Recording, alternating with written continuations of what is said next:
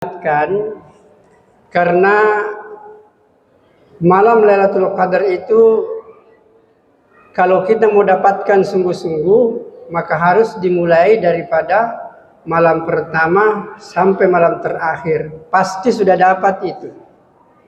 Sekalipun banyak hadis yang menjelaskan bahwa malam Lailatul Qadar itu ditunggu pada 10 terakhir, terutama pada malam-malam ganjil, lebih khusus lagi pada malam 27. Tapi tidak ada penegasan dari Nabi kapan turunnya. Dan ini adalah rahasia daripada Allah Subhanahu wa taala. Hadirin yang dimuliakan oleh Allah Subhanahu wa taala. Kemudian yang jadi persoalan sebenarnya tadi sudah dikatakan i'tikaf. Kalau kita mengikuti i'tikafnya Nabi itu kalau i'tikaf itu selama 10 hari itu tidak keluar dari masjid. Tinggal terus di masjid. Dan Nabi punya bilik sendiri. Sahabat juga punya bilik-bilik tertentu. Tidak keluar dari tempatnya itu sampai selesai bulan suci Ramadan. Itulah i'tikaf yang sesungguhnya. Jadi Nabi nanti keluar kalau ada hajatan, mau buang air kecil, mau buang air besar, mau makan. Kalau makan biasanya di tempat dia i'tikaf. Kecuali untuk mandi, buang air besar, itu dia keluar meninggalkan tempat i'tikaf. Tapi selain daripada itu, termasuk makan, Nabi itu makannya di tempat i'tikafnya.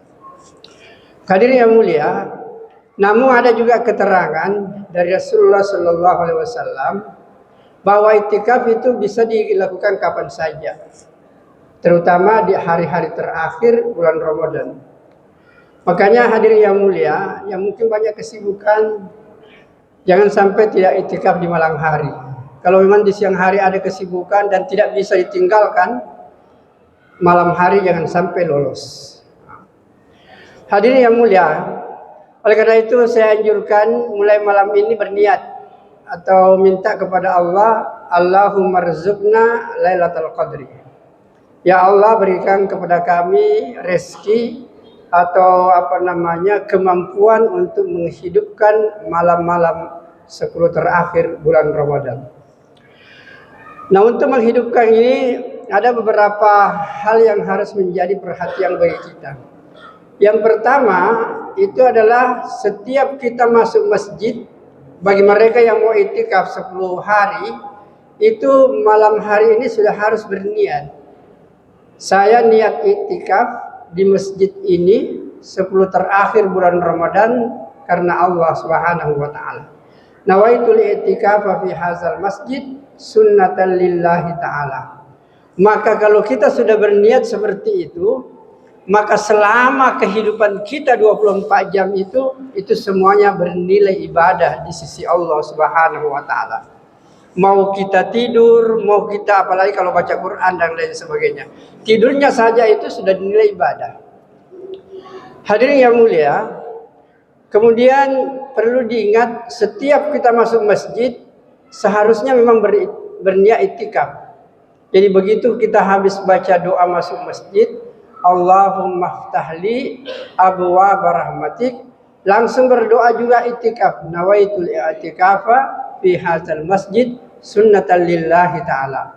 Bahkan ada keterangan dari hadis yang mengatakan bahwa siapa orang yang berniat i'tikaf khususnya waktu maghrib isya, kemudian setelah sholat maghrib dia tidak pulang ke rumah, dia tunggu waktu isya. Kemudian antara isya dengan maghrib tidak ada yang dikerjakan kecuali baca Quran, sholat dan lain sebagainya, tidak berbicara dengan seseorang pun. Maka kalau ada orang yang mampu berbuat seperti ini, apalagi di 10 terakhir bulan Ramadan, itu satu kali dia berada di masjid antara maghrib dan isya, tidak berbicara, hanya zikir, kemudian baca Quran dan lain sebagainya, maka Allah akan membikinkan satu mahligai nanti di surganya Allah Subhanahu wa taala. Satu istana yang indah. Persyaratannya sederhana, niat i'tikaf, tidak berbicara antara maghrib dan isya, kemudian baca Quran, zikir dan lain sebagainya, maka Allah akan membangunkan satu istana nanti di surga. Alangkah mudahnya menggapai rahmat daripada Allah Subhanahu wa taala. Maka hadirin yang dimuliakan oleh Allah Subhanahu wa taala, ketika kita iktikaf ini sedapat mungkin bapak-bapak sempurnakanlah salat-salat yang selama ini mungkin kita tidak sempurnakan. Yang pertama mungkin kita awali maghrib. Setelah kita maghrib ada namanya salat sunat, itu namanya salat sunat awabin. Salat sunat awabin itu 6 rakaat. Dan bahkan banyak ulama sangat menganjurkan dan tidak meninggalkan salat awabin ini. Antara maghrib dan isya, salat sunat awabin namanya. Kemudian salat sunat yang lainnya, ketika kita berada di masjid, sebenarnya ada banyak, mungkin ada di antara bapak-bapak yang belum pernah salat tasbih. Maka mulailah salat tasbih di malam bulan Ramadan ini. Karena ini sangat salat tasbih ini Nabi katakan sebaik kalau bisa dilakukan setiap malam atau setiap hari. Kalau tidak bisa setiap hari, paling sedikit 1 minggu sekali. Begitu pentingnya Nabi penekanannya. Kalau tidak bisa 1 minggu sekali, 1 bulan sekali. Dan kalau tidak bisa 1 bulan sekali, 1 tahun sekali. Dan kalau tidak bisa 1 tahun sekali, 1 kali seumur hidup. Begitu pentingnya yang disebut dengan salat tasbih yang berisi 75 tasbih. Nah, hadirin yang dimuliakan oleh Allah Subhanahu wa taala, kemudian salat selanjutnya itu adalah salat taubat. Jadi Bapak dan saudaraku, di bulan Ramadan ini banyaklah mendirikan salat taubat. Tidak terbatas, kapan saja dan di mana saja. Kemudian salat malam, salat tarawih kita sudah kerjakan.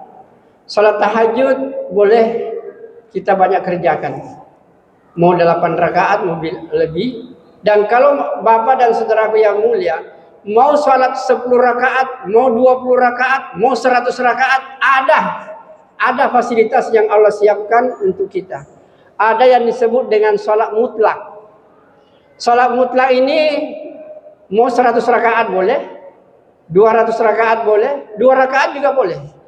Itulah yang disebut dengan salat mutlak, tidak ada waktunya. Yang jelas jangan salat di waktu yang haram, itu saja. Karena ada 3 waktu haram untuk salat. Yang pertama, ketika terbit matahari itu suruh. Ketika terbit matahari diperkirakan 15 menit setelah terbit itu haram kita salat. Karena di situ adalah tempat naiknya tanduk-tanduk setan. Sampai naik sepenggalan. Kemudian yang kedua, pada saat matahari di atas persis kita. Ketika kita berdiri tidak ada bayang-bayang. Persis di atas kita. Itu haram untuk kita salat. Dan yang terakhir, waktu mau tenggelam matahari. Inilah 3 waktu. Selainnya itu bisa dipakai untuk salat mutlak. Jadi salat mutlak ini salat fasilitas Allah berikan karena memang ada orang yang senang salat, Pak. Banyak ulama-ulama itu terbiasa salat 200 rakaat 1 malam. Tapi jangan dikira bahwa panjang bacaannya. Mungkin dia baca qul huwallahu, surah bil falaq, tapi dia ruku lagi. Jadi gerakannya itu luar biasa. Mungkin kalau mereka yang agak punya masalah kesehatan, mungkin boleh untuk salat mutlak ini agar dia bisa persendiannya itu bisa bagus. Tapi jangan itu yang diniatkan.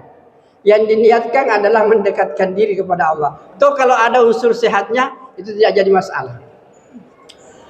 Hadirin yang mulia, banyak salat tahajud, salat duha, salat awabin, salat isyraq, salat taubat, salat istikharah, kemudian salat mutlak, itu bisa betul-betul salat bisa dikerjakan di malam-malam terakhir daripada bulan suci Ramadan ini. Kemudian ada yang lebih penting lagi untuk betul-betul kita kerjakan, jangan sampai tidak berdoa, terutama mendoakan kedua orang tua. Habis salat doa kepada orang tua, apalagi kalau orang tua kita sudah tidak ada. Untuk berbakti kepada kedua orang tua, pada saat orang tua tidak ada, banyaklah berdoa. Itulah bakti kita kepada orang tua. Jadi bapak-bapak yang sudah tidak menemukan lagi kedua orang tuanya, maka banyaklah berdoa. Setiap habis sholat, jangan cuma 1 kali, Pak, Allahumma ghfirli, Wali walidayya warhamhuma kama rabbayani shaghira. Itu kikir sekali kalau satu kali, Pak. Kalau perlu setiap malam bacakan Yasin, kirimkan kepada orang tua. Dan kalau perlu tamatkan Al-Quran, kirimkan kepada orang tua. Hadirin yang mulia, saya dengan kawan-kawan itu termasuk saya anjurkan kepada anak-anak, bacalah kau Al-Quran, kirimkan kepada orang tua, jangan untuk diri sendiri. Karena kalau kita kirimkan kepada orang tua, kita pun juga dapat. Jangan, saya ulangi ini penting, Pak. Jangan sampai kita baca kemudian niatkan untuk diri sendiri. Niatkan untuk kedua orang tua. Dan pada saat kedua orang tua kita kirimkan, Allah pun juga berikan pahala seperti itu kepada kita. Inilah hebatnya kalau kita betul-betul memperhatikan orang tua kita. Hadirin yang mulia, jadi banyaklah berdoa. Bagi bapak-bapak dan ibu-ibu yang punya anak, maka jangan lupakan untuk doakan semua anak kita. Pada malam terakhir doalah apa yang ibu mintakan kepada anak kita.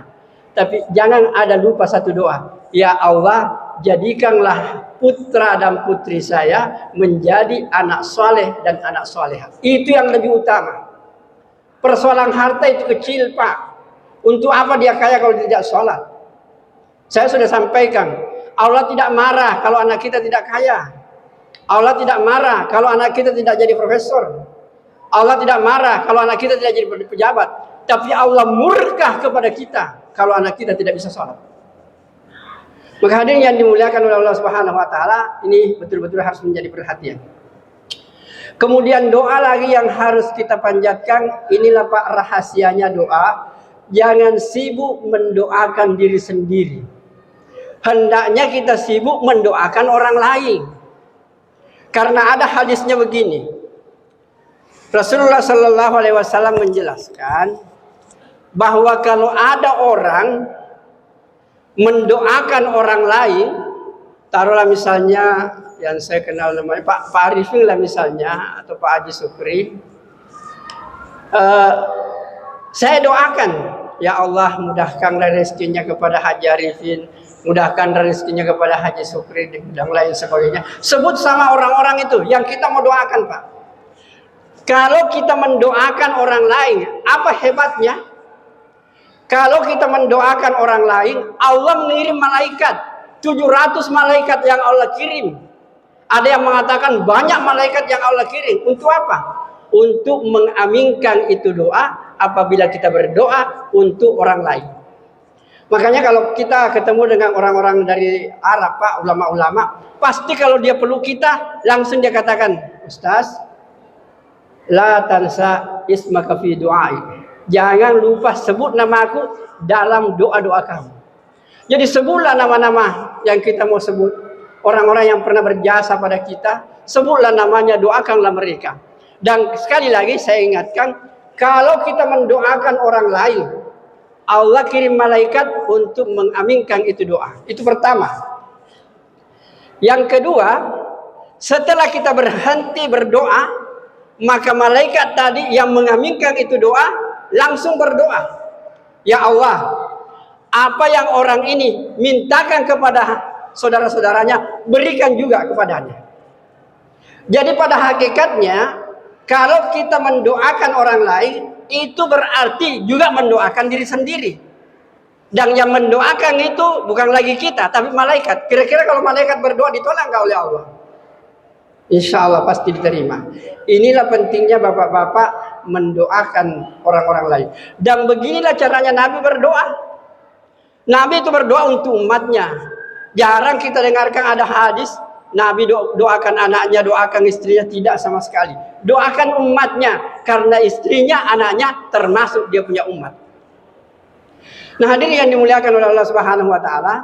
Kemudian yang lebih penting bapak-bapak dan saudaraku yang mulia, orang yang pernah berjasa kepada kita, orang yang pernah membantu kita, orang yang selalu memberikan kita keringanan, bantu kita, maka doakanlah. Bagaimana caranya berdoa, Pak?